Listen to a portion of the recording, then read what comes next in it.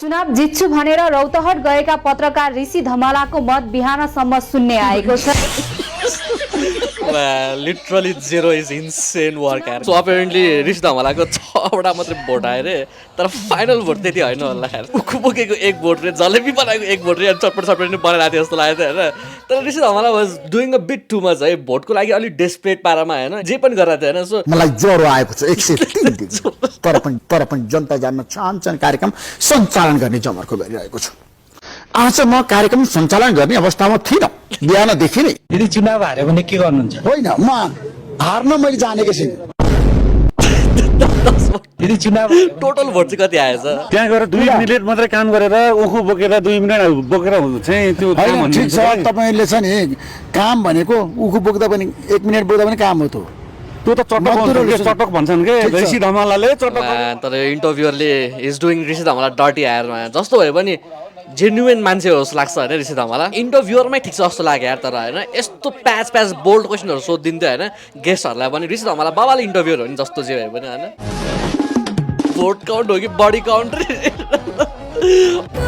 के हो फेरि? ऋषि धमलाको भोट भन्दा बढी त मेरो एक्स नै छ यार रे। So according to her source approximately त्यस्तै 6000 जति भोटहरूमा 16-17वटा मात्रै भोट पाए रे ऋषि धमलाले। आज राम्रो गुड न्युज आउँछ भनेर हामी फुलमालाका सहित उभिएका थियौँ, तर एकदमै गलत निर्णय भयो।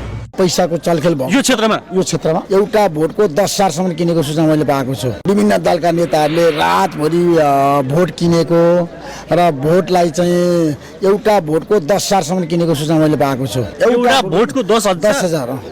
तर पनि जनताले यसपटक चाहिँ परिवर्तनकै पक्षमा लाग्छन्, साथ दिन्छन्। तर जस्तो जे भए पनि ऋषि धमलाको यति धेरै भाइरल मिम्स भिडियोजले गर्दा इलेक्सनमा धेरै पब्लिकहरूको अटेन्सन आएर कति मान्छेहरू त त्यसले गर्दा पनि भोट दिन गयो होला नि होइन, के थाहा हुन्छ नि। एन्ड एउटा सुड्डी रहेछ होइन, यो दिदीले चाहिँ बालेन शाहले झापाबाट जित्यो भने कान काटिदिन्छु यताउता होइन, सुन यताउता दिन्छु भनेको थियो रहेछ। बालेनले जित्यो भने झापामा कान काटेर म टेकिङ हस्पिटलमा टाका लाउँछु। साँच्चै हो नि, रियल हो नि। यो भाका सुन्दै हामीलाई दिनु ले चाहिँ अहिले उनको रियाक्सन है।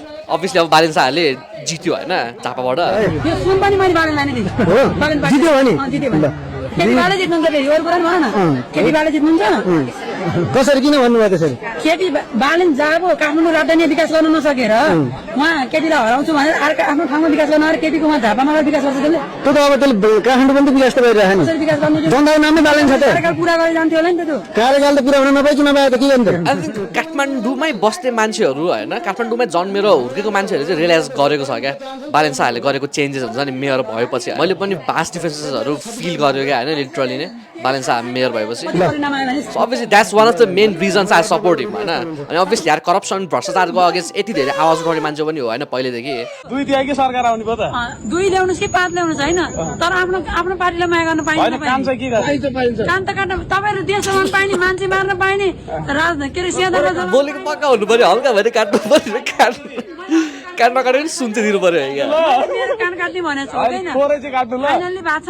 यो सुन चाहिँ के गर्ने त? सुन्ने दिने भन्ने बालेनलाई दिने हो। गफ पाडी सुड्डी। Alright, so that was it for today, guys. You're watching 4L Crew channel right now. It's me, Pravesh. It's been a pleasure. Take care, guys. Peace.